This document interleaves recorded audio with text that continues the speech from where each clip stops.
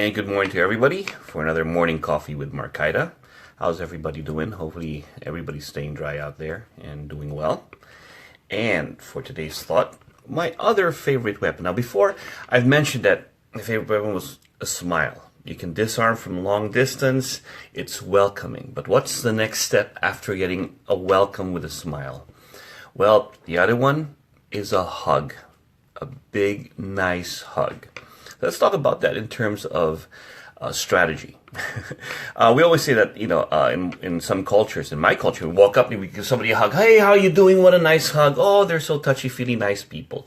But some of it is also because now that I have you in control and I can pat you down, where's your weapon? Where's your weapon? Where's your weapon? So at least I know where you are. You're within my grasp. You're within my control.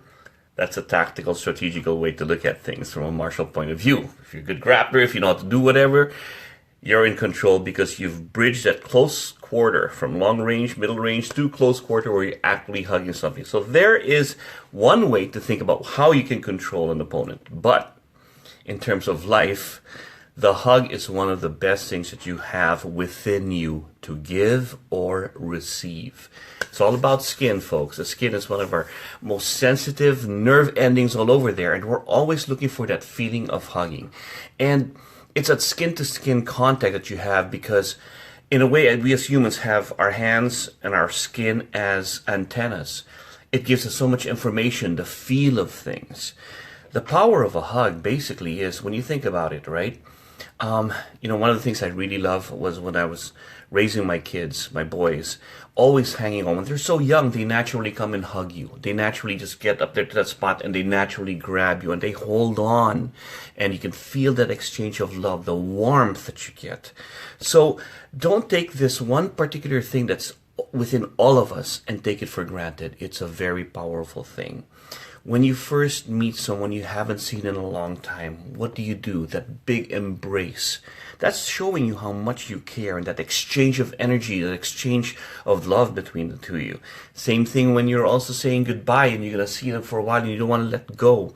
Why do we have to wait for those extreme times, whether you're going or leaving, to give a true, honest, well-meaning hug? Why not all the time? I know some cultures out there frown upon or are very guarded. Look at that. The whole point of being guarded, keep your distance, I'll shake your hand, or I am so above in class that I will not hug people, and here you can kiss my hand. What's that all about? Think about that. When you do give a hug, you are also lowering yourself or rising, so you're equals. You're just equal people sharing a nice feeling.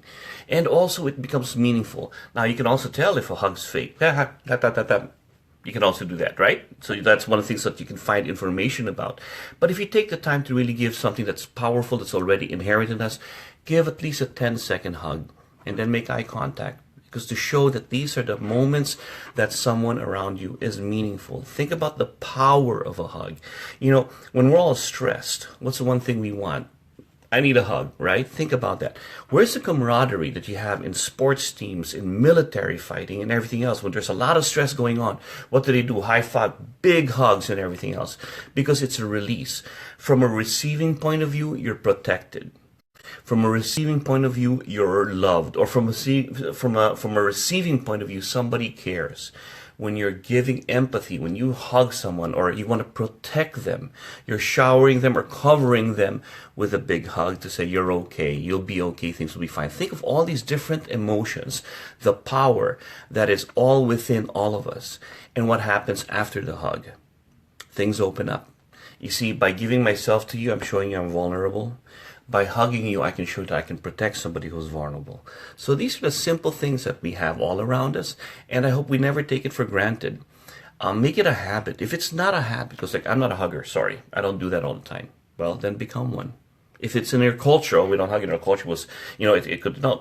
Remember when you hug someone, you're like, oh, what's going on over here? That's weird. And then they let go. You're like, that was strange. But look what it did. Look at it for 1 second, you just got caught off guard. But then there's a connection after that you can have because this person is showing a lot of themselves in the touchy-feeling things, the passive emotions.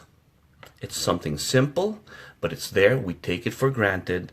Try to make it something that you do all the time because it's a beautiful thing and it's free. We have it all within us.